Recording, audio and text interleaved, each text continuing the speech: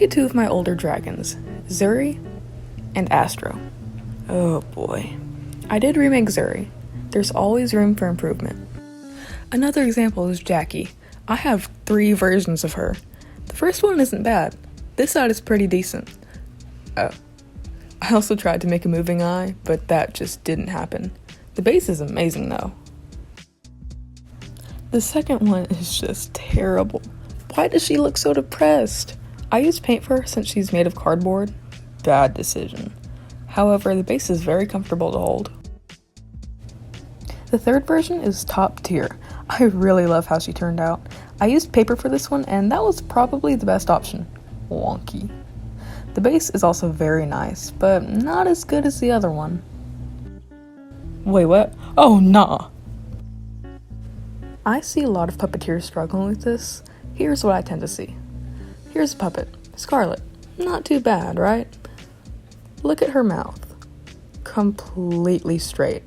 That is a big no-no. It needs a design. Look at Willow's mouth. It's got all those curves and it just has so much life. So does Arrow's. I don't know what I did with his, but it looks cool. Here's one of my failed puppets. Autumn. Yeah. I hate how her eye is just so small. Like, ugh. And with her horn, I don't know what I was trying to do. It needs more depth and 3D type stuff, whatever. And how the forehead just goes to the ear and whatever that is. I don't know. I don't like that big curve. And whatever that is. No. One thing I always try to do is hide where the jaw ends, usually with fur or some sort of design. I'll be honest, I struggle with this way too much to this day. Look at Ash, for example. She was my first cardboard dragon and I just didn't know what I was doing with her. Yeah, she's pretty cool, but she has like no detail. Kinda disappointed. Willow has a nature theme, so it was pretty easy to decorate her. I don't know what Arrow's theme was, but if you look back at the viewers rename my Dragon Puppets video, clearly y'all think he's more of a parasite than anything. Cosmo, however, is the king of detail. I love how he turned out. Please hear me out with this. Listen to what I'm saying.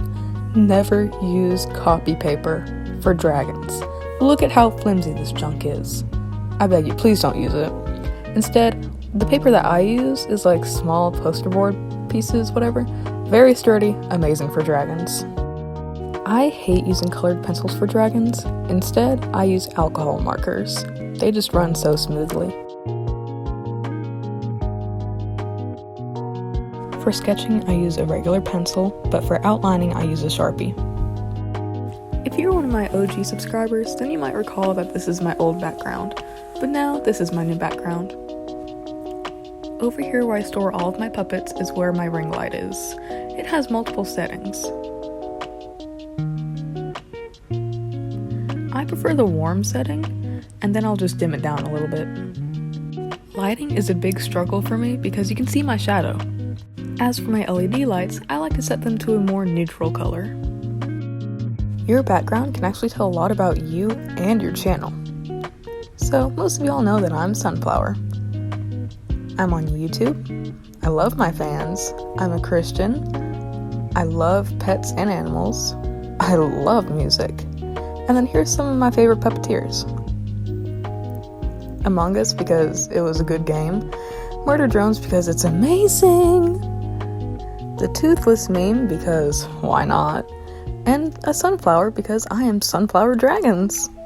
When I started making dragon puppets, this is definitely something that I struggled with, because I would always watch so many tutorials and I just wouldn't understand the order, because usually they'd start out with the base and then the design, and I'm like, what if I want to do this a different way? Here's how I make my puppets.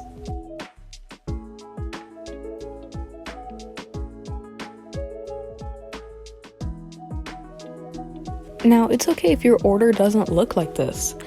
It all depends on how you make your puppets, how comfortable you are with doing it.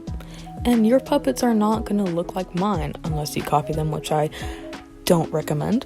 But there's always variation in them, and that's what's important. When I started my channel, I was so confident. I was like, I'm going to blow up so much, so fast. No. I mean, I kind of did, but it was still very slow.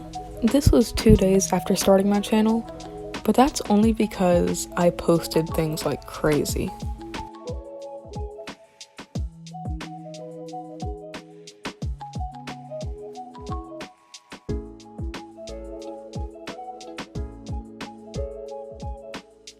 Here's where I'm at about 5 months later. Listen to me. Don't get discouraged. Don't give up. I thought about giving up so many times, but look at how much not giving up paid off. It's truly incredible. Not gonna lie, this triggers me a lot. So usually this is how I puppeteer. Proper movements, I think. Yeah, in my opinion, it's pretty good. But then this is how I see some other people doing it. Yeah, they're a bit too crazy with it.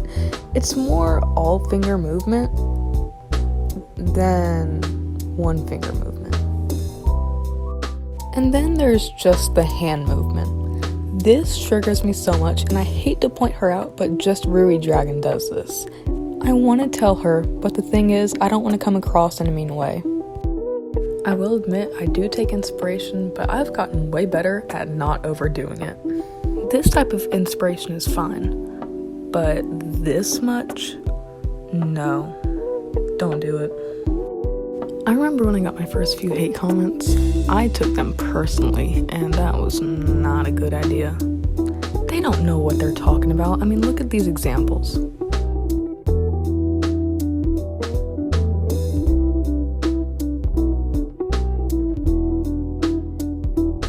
Don't ever let hate get to you. Like I said, the haters don't know what they're talking about. They don't know what or who they're hating on. Anyways, I hope you enjoyed this video, and I really hope it helped you improve as a dragon puppeteer, because this community is hard to stay in, and yeah.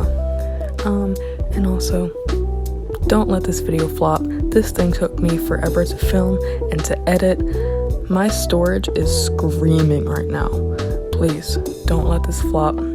I hope you all have a great day and or night. Bye!